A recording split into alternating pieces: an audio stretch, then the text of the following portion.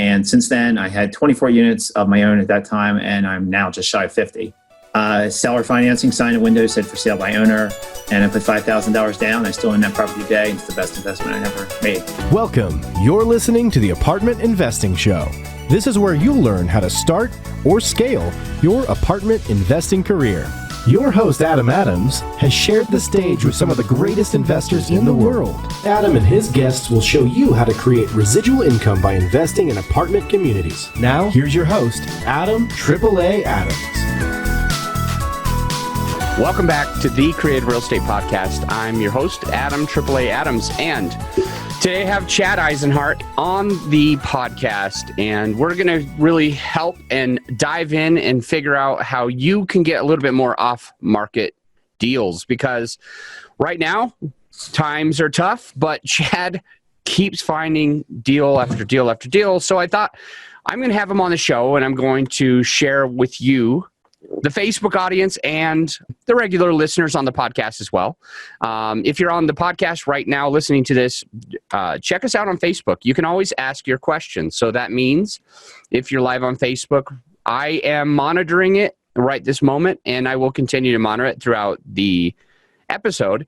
So if you do have questions, just shoot them in the comments, and we'll get to them live.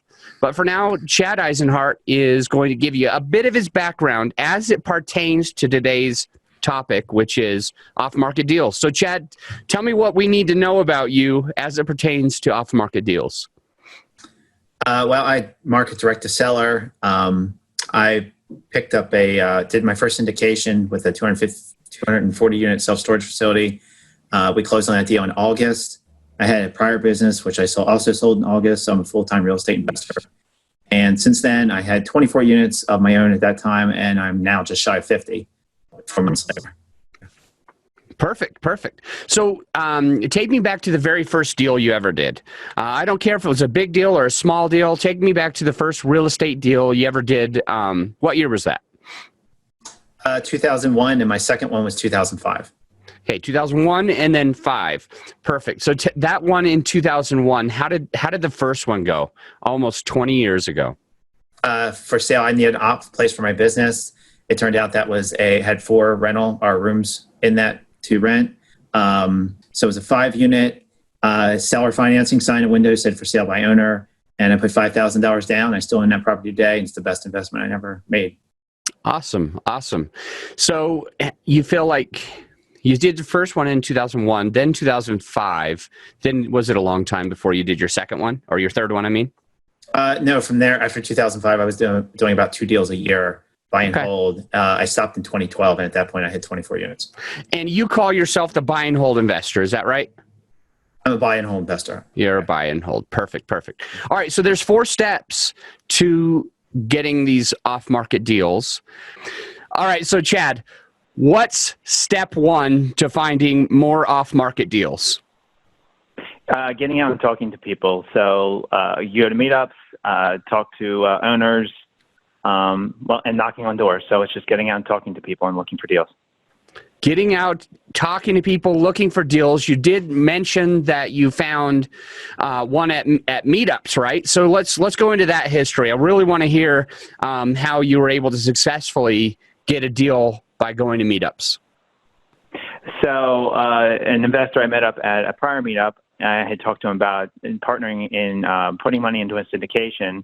As we were leaving a meetup and chit-chatting on the way out, I told him I was looking for properties, and he said he had a 4-unit he was looking to sell, and he was willing to owner finance some of the property, and we went from there. Okay, so he owner financed some of it, and that was a 5-unit? Or it was a 4-unit. 4-unit, and he owner financed some of it. How did you make that work? Like, was he just struggling for money, so he decided to go ahead and owner finance, or what? I was told by someone else. I called him at a weak moment. So I was told by someone else I got a good deal, and I called him at a weak moment. But no, he showed me a appraisal on the property. I just kept following up with him because it took us about 2 months to come to terms. Actually, I accepted his terms because it was a good deal, but he showed me an appraisal on the property. He said, I'll take 20% less, and you give me 20% down, I'll finance the rest. And I said, okay. And it was occupied. Okay, so did he own this outright to be able to finance the rest? No, he had to settle on his loan. So no, but he had cash on hand. So okay. So that it wasn't like a wrap. Was it a wrap where they kept that other loan in place, or did he paid off the loan and then seller financed 80% to you? He satisfied his loan. Okay, and he owns it free and clear. Cool. And he's financing the rest. Cool. Have you ever got other deals besides that fourplex from meetups or from talking to people? The self-storage facility we purchased, that I had a wholesaler tell me about it, and I ended up following up with him before I actually went to the Joe Fairless event last winter. That's when I heard about a week before I went, and I kept following up with the owner, and then about 2 months later, nothing came of it. About 2 months later, I followed up again, but that was again direct to owner, and just following up to, hearing about that lead from another person, following up from there. Yeah, that you were just speaking with you. It's just a relationship business, right? Yeah, definitely a relationship business. Love it. Well, okay, so step one was getting out, talking to people. I've had others on the show that said, you just tell everybody what you do. If everybody knows what you do, they might be able to hire you, or they might be able to buy from you, or they might be able to sell to you. So if everybody just knows who you are, what you do, if you're out there talking to people, they know that you're a real person, you're going to be top of mind when they think about this 240 or 250 unit storage facility that you got back in February of 2019, right? That's when I first heard of the deal, but it took till August till we closed. Okay. Yeah, that happens with some of our deals too. Like they'll take 10 months to close, or 8 months to close, or 6 months to close. But it's worth it, right? Oh yeah. All right, perfect. So talking to people, that's huge. I love it. And you gave us several examples of what to do, how to do it. And it's just being yourself, letting people know what you do. What's step 2 out of these 4 steps for really being able to find the most amount of off-market deals? Well, another step is to the marketing. So I'm going direct to seller. So I'm mailing postcards to. I've tailored down. I'm focused on single family, multifamily. 2, 3, 4 units. That's primarily what's in this market. There's some big complexes, but not a whole lot. But it's a lot of 100-year-old homes in this area. So I'm doing direct mail. My primary target is an older owner who maybe has had the property for 30, 40 years, and they're just looking to move on. It's like, okay, give somebody else a chance with this property. And those people aren't necessarily going to be on the internet or searching, so for them getting a postcard in the mail, I think it's definitely been worthwhile. A postcard in the mail. And you said you have a marketing background, and this was kind of your way of skipping the need that other people say you have to have, this high SEO when you got to pay $30,000 for a SEO friendly website, and then you have to pay $30,000 for a consultant to make sure that you're hitting all the metadata and whatever else they are talking about. You were able to skip all that expense and go straight to the seller with some direct mail, and you're focusing on 2 to 4 units in, quote, this area. What was this area again? I'm in York, Pennsylvania, so I'm actually focused probably within a 3 or 4 mile radius of the center of the town. So okay. It's a very small, tight geographic area. Okay. And so you've been in marketing, you've been sending a lot of these direct mail. You probably have done something that they call A/B testing or split testing, which kind of means that you've sent out one postcard and a different postcard, and you picked the one that continues to work best. And so what I'd like to give to the listener right now who wants to learn this, they're trying to figure out how to get this done, how to do this, and they want to streamline their success. What is a couple of details about the postcard that you are seeing get the most results that they might be able to imitate in their market? Well, I've tried letters. I've tried handwritten letters. The postcard that I'm sending, it has my picture on, and I think what really gets people, in fact, I asked the last property I bought, he liked it that I said, I buy rental properties. And it wasn't like I was buying houses. He thought I could be able to pay more than the person that wanted to come in, buy his property, and flip it, where the landlord that's going to buy and hold it is going to pay more. And I think, and another person I bought from, these people want to pass it on to someone that's going to hold on to it, maybe take care. They probably have the A group I bought, he had a relationship with his tenants. And so he probably wanted to hand it over to someone that's going to take good care of the property, keep his tenants in place, and, love his, shouldn't say love his product, he does, but, held them for a long time. And so target message of I buy rental properties versus I buy houses, I think has helped stand out. I love that. There's so much psychology that goes behind it. Like you mentioned that a lot of people with their single family homes, they've had it for a long time. They either have emotional attachment to the property. It may have been their first residence and then they moved out and now they have some tenants, the residents that are paying rent to live there. And like, they really care about that house. They want somebody who's not just going to come in and gut it and blah, blah, blah, blah, blah. And then the other thing is that the way that you address the postcard is getting a higher response rate. With everybody else, they used to say, oh, we're getting 10%. And then when I started, everybody was saying we're getting 1%. And then I was still am in this area, but I was mailing direct mail and I was getting 0.5% response rate. I feel like there's a lot of people that have gotten 10 postcards or more, and one of them is yours. And if they're actually thinking about selling, they look at these other 9 and they're like, probably not going to pay, probably going to just destroy it, probably going to put a pop top on it. That flooring that I put in is, they wouldn't understand it. And all of a sudden this guy comes in that says, I want a rental property. I want to keep this for a long time. That person's going to be thinking, yeah, this person gets it. He understands me. He's probably going to take really good care of the house. And this is going to be what I want. I don't want just a fix and flipper, or I don't want just somebody to come and pay less. So that's huge. Thank you for going into that detail. That's a few things that anybody can take. Super actionable advice. The third thing that you said that you do that make sure that you can get more off-market deals than other people is something that I never did. And this might be why when I was putting out tens of thousands of dollars a month in my marketing for direct mail, even at the 0.5%, I would get calls. I was putting out thousands and thousands and thousands, and I would get calls, but I never did a deal, and I think it's because I didn't do what you do in number 3. So tell us a little bit about number 3. Follow up? Follow up. The fortune's in the follow-up, right? Oh, my goodness. Well, the self-storage facility itself, when I first spoke to him, it took a little while to get him on the phone, and the guy has probably 200 other houses, maybe 400 units. And so that was, homes in the center of town versus a self-storage facility. So this was not his niche.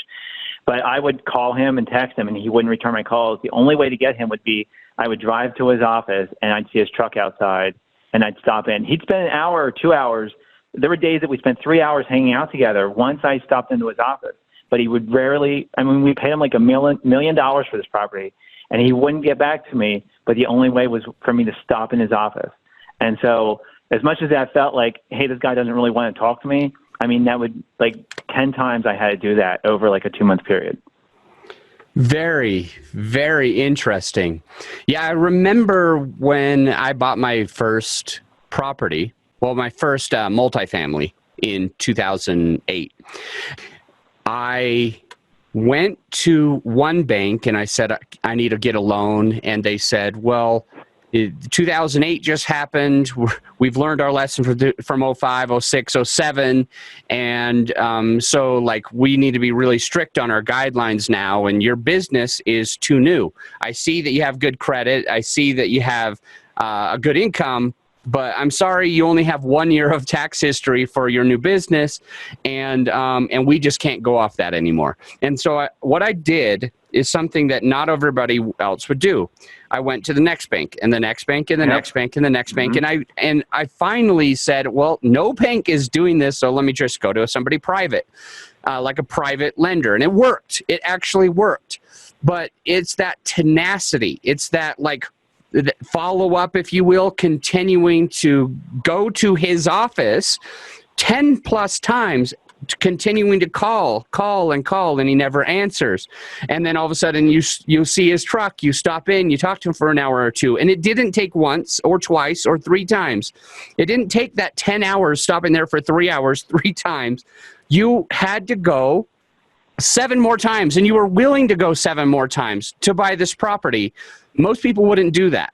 Most people would have thought that it was over by then. Just like me, when I was going wholesaling, I called them and I said, hey, do you want to sell your house for half of its value? And they said, no way.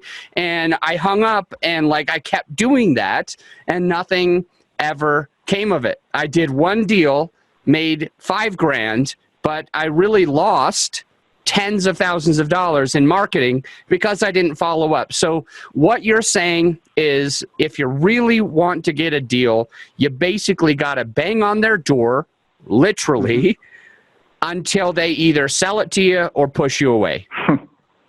That would be right, yes. Awesome. I love that. A lot of value in this podcast today. You should get no 3 times, and then maybe it's a true. Maybe it's a no. true no. 3 times. Okay, no 3 times. Write that down.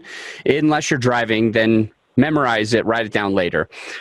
No 3 times. That's where you're going for. Or belligerent cussing and never call me again. Is that a pretty good statement? Like, if they do that, just drop it. If they're cussing, maybe give them a little time to cool off. Okay, I love it.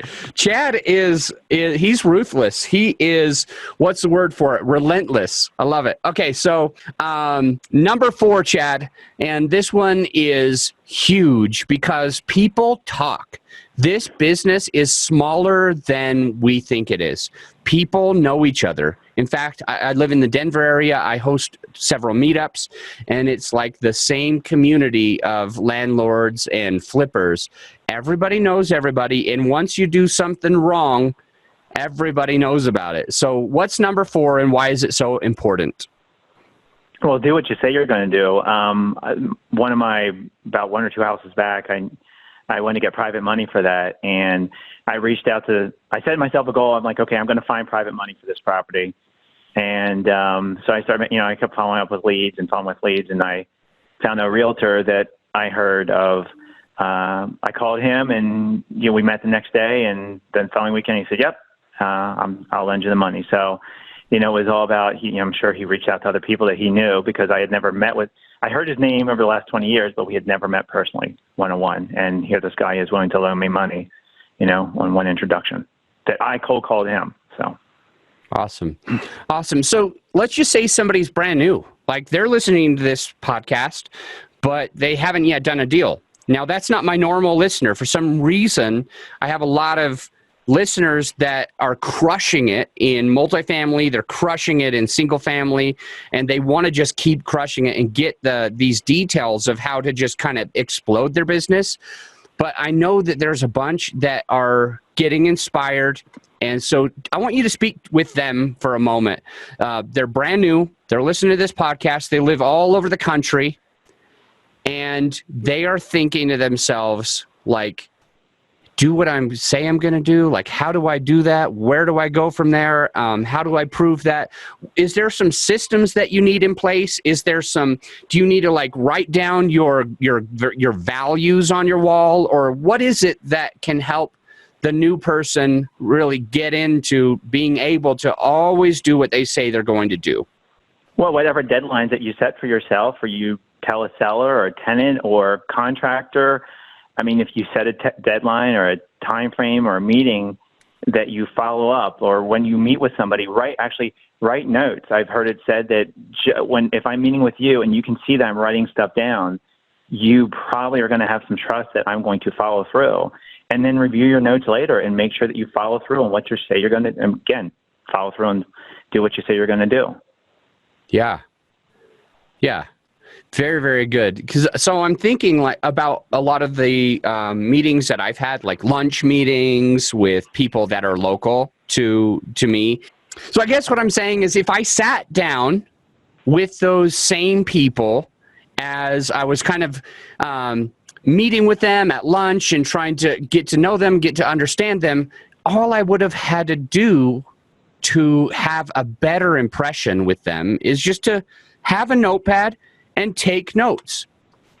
I have heard from like Harvard business graduates that apparently if you take notes, you do better on tests anyway. So it's like if I took that note, even if I didn't refer back to it, I'd probably remember that person a little bit better. It kind of helps you kind of get your thoughts out. So super, super valuable. And I think I'm going to start doing that. That's one of my main takeaways from this interview so far. And I've learned a lot is I just need to start taking a notepad with me whenever I go to my lunches. I think that's brilliant. I don't think enough people are doing it. So let's do this. We're going to get into the final 5 where I asked Chad my favorite questions and your favorite questions. But before that, we're going to take a quick break and we'll be right back. This episode was made possible by Adam's Inner Circle program. This exclusive group is a collection of industry leaders, influencers, passive investors, and strong operators. This is the type of community you want to join, where we come together multiple times each month, virtually and in person. We support each other, invest with each other, and even interview each other on our podcasts, and invite each other to speak at our live events. If you're ready to take your real estate investing to the next level, this is the group for you. Fill out an application today by following the link in the show notes. Chad Eisenhart, what's the most creative deal that you've ever done? Well, a creative deal that I recently did was I got owner financing for 8 single families and a 3-unit. I had put 20% down. I have 3 years to balloon payment. Tenants in place. 3-year balloon payment. So what made you and the seller, or is it multiple sellers? Is it one seller? One seller. Okay, cool. 9 houses. So what made that 3-year balloon payment? Was it is it them not wanting to hold it for a long time and then you coming back and saying, well, how about you just give me 3 years, show that they're cash flowing, and I'll be able to get a bank loan on it after? Is that kind of how it went, or? I asked him if he'd be willing to do seller financing. He said yes. He came up with 3 years. I thought that was fine because I know I need to let the property season for at least 6 months. So 3 years was more than enough runway. Okay, perfect. And that's something that the listener needs to take from this is creative real estate isn't just a bunch of lease options. It's not just a bunch of subject twos. It's not just owner financing. A fix and flip is a creative financing. A fix and flip is a way of getting a deal done. And what I mean by that, and you've heard this a lot in the Creative Real Estate Podcast, is creative financing means negotiating, creating a deal. It might not have been a deal, but you negotiate the right terms, the right price, and you create a deal. I call that creative real estate. And Chad just did that with this portfolio where he got a 3-year balloon. A balloon means he'll pay it off in 3 years, but before that, he'll probably need to be making some payments. But then the loan won't go any longer. He's going to have to refinance it with a bank. And that's something that he did by talking with the seller. Next question of the final 5 is, what is a book that you recommend?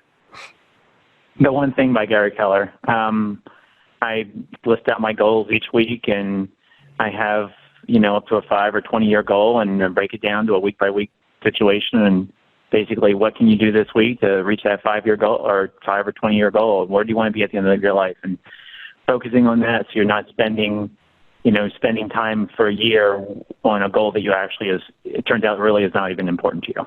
Yeah. I have that in my car right now. I picked it up yesterday, and I've been planning to start reading that. Thank you for pushing me over the edge. I'll definitely get to it. The next one that I want to know, and this is really my favorite, I want to understand, I know you got started in real estate way back in 20-ish years ago, and 15-ish years ago, you did your second deal. while I was just doing my first deal. You've been doing this for a long time, and you've been holding properties for a while. And right now you have 240 or 250 units of self-storage, plus all these houses that you just bought recently. So you've been crushing it. But I want to just look where you were 5 years ago. And then if you could explain where you plan to be 5 years from today. So 5 years ago, I owned a food delivery business since '94 called Carry Out Courier. So if you heard of Grubhub, DoorDash, we were doing it since '94. So I was engrossed in food delivery. 5 years from now, the whole goal in this situation is for my wife and I to live remotely. So right now I'm just working to build up enough passive income so we can pick up and, live at the beach, or the goal is to I wouldn't mind living in Switzerland for a month or so. And then I don't mind living here. So if I could come back here, live in York, Pennsylvania for a few months and then pick up and move somewhere else and come back randomly. Love it. Love it. Thank you. Chad, how do you give back? I do a podcast called Central PA Real Estate Investors Meetup Podcast. So I go to local meetups in the area, record them, and then just repurpose them out. And I've had a lot of people come up to me lately and say that they appreciate the being able to catch up on the meetups when they don't attend them. That's really cool. Yeah, I've never heard of anyone doing that. So that is definitely the first. And I tell a lot of my listeners about my meetup. My meetup kind of changed my life. It kind of got me into the next place. I really blew it up as much as I could. And one of the things that I have done is recorded the meetup like on Facebook Live, and people around the country felt like they could attend, and they liked it very, very much. I love the fact that you're recording these and putting them on a podcast. It's something I've never thought of, and it sounds like you're adding a lot of value to a lot of the local people there. So, yeah, thank you for sharing that. I think that's a really good idea for a lot of people. Now, the last question before we let you go is, what is the best way for people to reach you, to find you or get a hold of you? My email is, email would be the best way, which is Chad, CHAD, period, BIS 1301 @gmail.com. Perfect. That is currently in the show notes. So if you didn't get it all the way, don't worry. Just literally all you have to do is grab your phone, scroll down a bit. You see the show notes. Chad's email is right there. Grab it. Send him a quick email. Tell him you appreciated him on the podcast, everything that he shared about off-market deals. Maybe you want to work with him in the future. Maybe you live in PA and you want to go to one of these meetups that he attends. Who knows? But scroll down, grab the email. You can reach out to him today. Chad, thank you for coming on the show. I really appreciate your time. We had some fun challenges on this that the audience might not even know about. We had some fun challenges trying to get this podcast out to you, and Chad was a champ throughout every step of the way. So I appreciate you for that. I'm going to let you go, but until next time, my friend, think outside the box. As a reminder, any investment opportunities mentioned on this show are for accredited investors only. And if you're interested in working with me and my team, then go to realbluespruce.com and click Get on the List. It's that simple. Just click Get on the List to start passively investing. This has been an episode of the Apartment Investing Show with me, Adam Adams. All rights are reserved. And if you haven't done so already, then make sure that you absolutely smash that subscribe button, and I'll see you on the next episode.